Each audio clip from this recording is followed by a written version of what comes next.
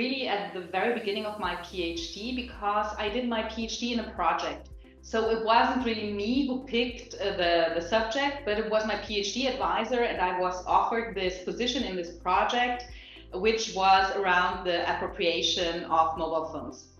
And so I joined that project. And then back in, I think, 2005, it must have been, ICA in New York was my very first ICA, and we were presenting first results or first think ideas of this project there. And in the very first morning, because I think I had come in a day early, in the very first morning, jet lag, I was up really early. I went through the lobby in search for some breakfast-ish items, a grad student, so rather something cheap. And I crossed a professor from Germany, and he was like, "Oh, I heard you're gonna do your PhD now. You with Werner Wirth on this mobile phone project. Have you ever heard of the mobile communication pre-conference?" And I was like, "Pre-conference? What's a pre-conference? Never heard. Yeah, that's taking place here in the hotel today. Just go there." And I was like, "I'm not registered, can I?" Yeah, just go there, just go there. So I went there, and you know, it's a really nice crowd. I just came in there, was like, "I'm not registered. I just heard about this event like an hour ago. Is it fine if I just sit here and listen?" Yeah, and so I joined this, at the time, still rather small crowd of mobile communication researchers, just by coincidence a little bit.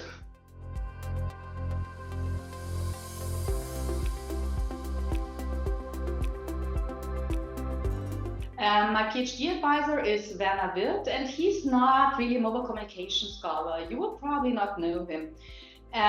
But he did a project at the time on mobile phone appropriation. So his idea was, there's all this domestication research out there, all this more qualitative oriented research on mobile phones and their everyday life integration.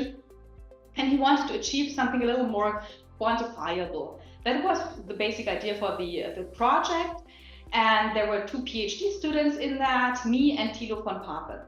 And together we then, over the course of our PhDs, worked on that. And the end of this joint work in the PhD project, besides our dissertations obviously, was then the MPA model, the mobile phone appropriation model.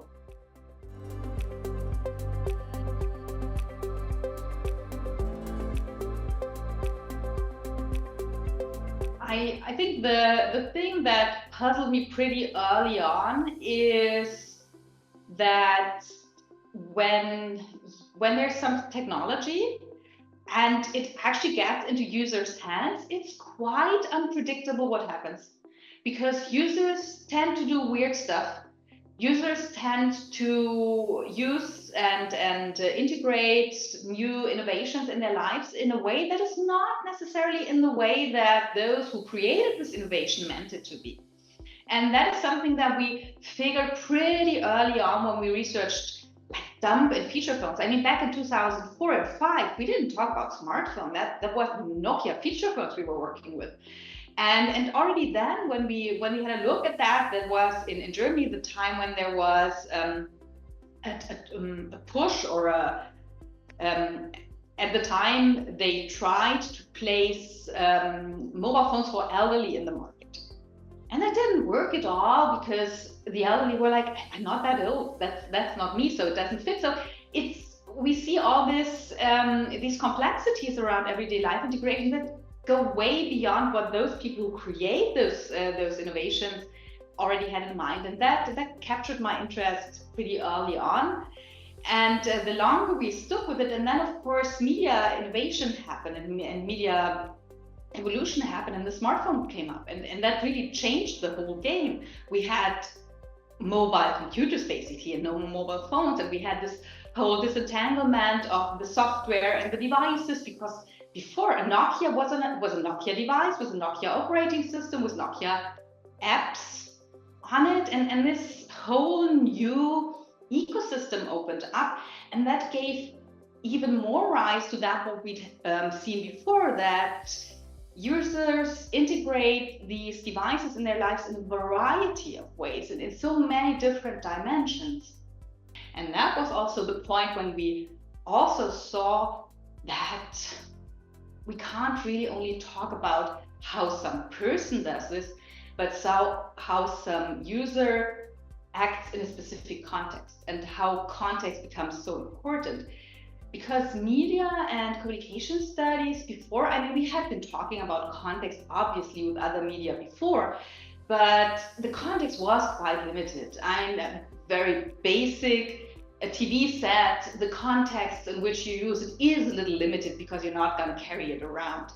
And yes, you can carry around the newspaper, but still the amount of situations in which you use a newspaper are also still pretty limited. Now we have this device that goes all out and in our whole lives and in all the small niches and folds in our everyday life, and the context becomes so much more important.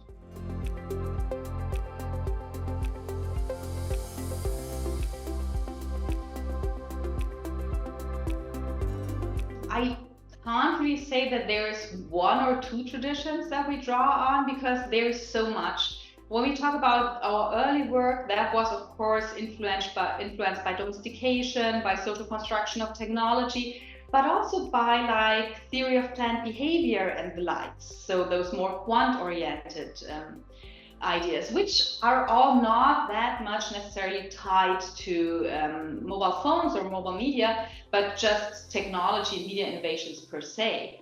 And then later on with the context, we actually were pretty much struggling because there's not that much around. It's just in the recent 1 or 2 years that we're looking into psychology, in how situations are defined in psychology, people like Rautmann who have worked on these areas.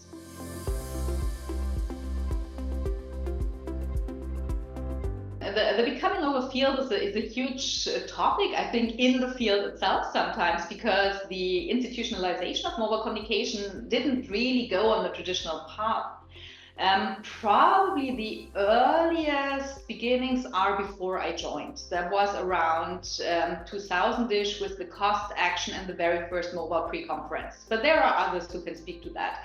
So I joined a very small field already, but that was centered around the mobile phone. And that we became really the field that we're today of mobile media, mobile communication. I think that was more like 2010-ish, something like that. So when the shift to the smartphone already had happened, a lot more researchers were attracted to this subject, because it was not this niche. Before it was a niche mobile media and communication studies, but then it was not that much of a niche anymore, because all this online communication had become ubiquitous and it had become so much bigger. And I would place it around that time that to me it really became a subfield in media and communication studies. And that was also around the time when we then founded the journal Mobile Media and Communication. And the division happened a little later on, but negotiations or discussions around whether we should have a division or not were going on for quite a while already. Because we had this very successful tradition of the pre-conference already, we were opting against the division for quite a time, because we didn't want to get immersed in this huge conference and not have this nucleus anymore.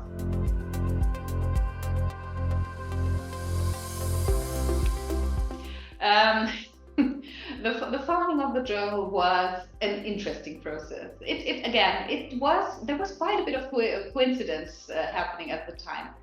I think it was the pre-conference. Again, the pre-conference is really something important for the institutionalization of the field, in 2010 in Singapore.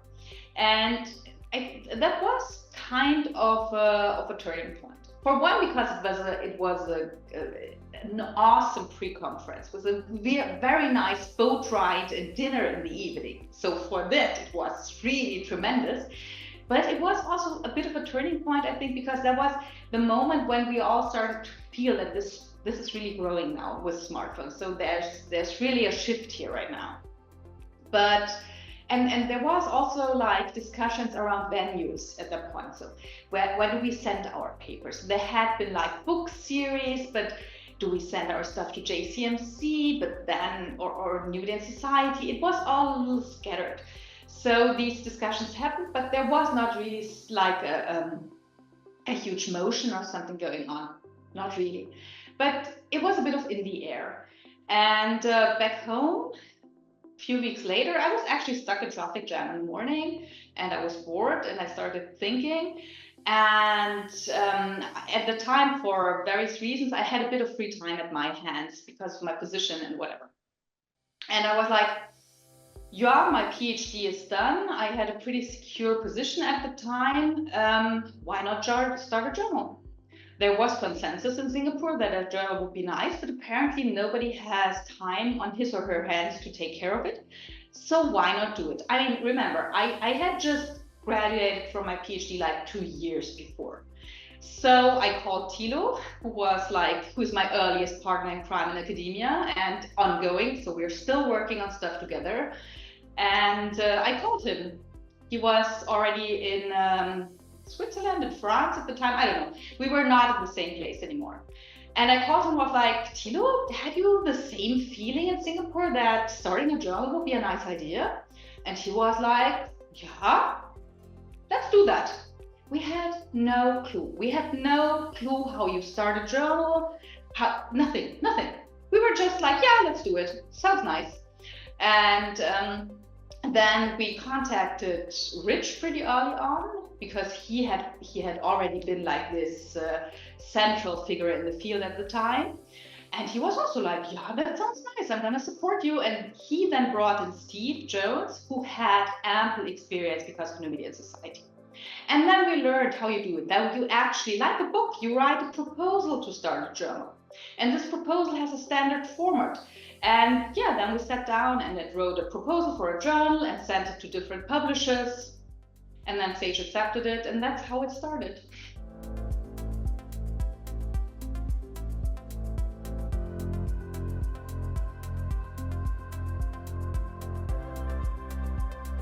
I hope there's like 3 dimensions. There is obviously the organizational, institutional, that I had been the person who had at some crucial periods had some time at her hands and like that was able to push stuff forwards, to found a journal, to found a division or an interest group at the time. So, and perhaps also because I'm a pretty organized person, I'd say, so it was never that hard to do these organizational things for me. I don't mind that much. So that's probably one thing. Content-wise, I would hope that this shift toward like context and situation and going not on the micro level of the person, but looking beyond and really acknowledging that ubiquitous use means ubiquitous use. So you have to look at the context. And I mean, we've seen that in a pretty recent meta-analysis.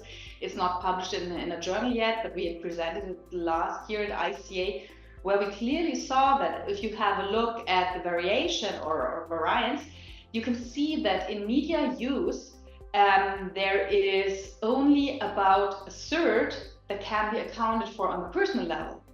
And 2/3 roughly are more on the contextual level. And I mean, that's a pretty striking empirical fact for this theoretical argumentation, which led then to the niche model together with Lee Humphries and Thilo von Pape, and right now with some other colleagues, including Anna Schnauber-Stockmann and Joe Bayer and Gabby Harari. We are working on a conceptualization of the situation in media and communication research. So theoretically, I would hope that is something people associate with me, and this comes along with, I think, what I stand for methods-wise, which is in situ methods or experience sampling, ecological momentary assessment. There's a ton of labels for it, which is a problem, but I tend to call it in situ methods these days. But yes, I'd hope that people associate this with me.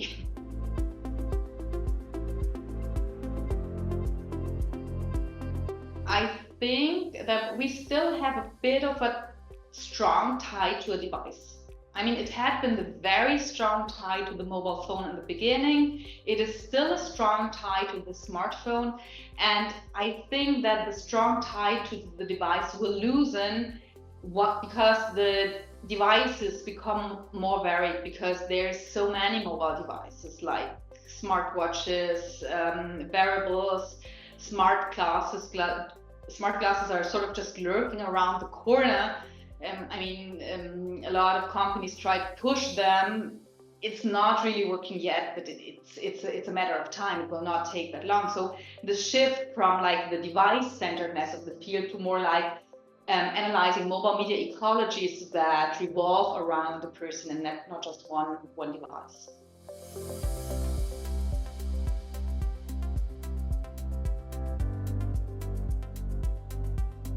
I hope that while the division will probably maintain its boundary work, it will remain inclusive. So I really hope it will never have hard boundaries, but it will remain inclusive to technological change, to changes in how people use, and in changes how media is governed. So yes, we need to talk about who we are all the time. That's an ongoing discussion we need to lead, but we need to remain inclusive there. That's something that's really dear and important to me. And that is content-wise, but that's also geographically. We pride ourselves to be one of the most also geographically inclusive divisions of ICA. And I think that's nothing we can just take as a given, but that's something we need to keep fighting for, to really be inclusive and to have all the voices in. Even if that's hard sometimes, because there's language barriers, there's different traditions, cultural traditions, academic traditions, and everything like that. So keeping the conversation going can be hard sometimes. But it's our job. It's really our job to, around the globe, talk to each other as academics and come up with ideas and criticize our ideas and together push this. More the division than my work. My work's ongoing. I'm not that old yet, so I hope there's more to come, and I don't want to have final thoughts on that yet. That would be a little early. But for the division, I really hope it remains its inclusiveness, and its inclusiveness also in terms of methodologies, epistemologies, and stuff like that. In Germany, communication studies is a little narrow. And I always loved about the mobile communication community that I got in touch with scholars with whom within Germany I would have never gotten in touch, because they came from like critical studies or totally different backgrounds, methodologies like autoethnography, which I would never have gotten in contact with. And I think it will not, when a field is still evolving and small, it's easy to integrate, or it's easier to integrate everyone and to like really try to have all the voices in.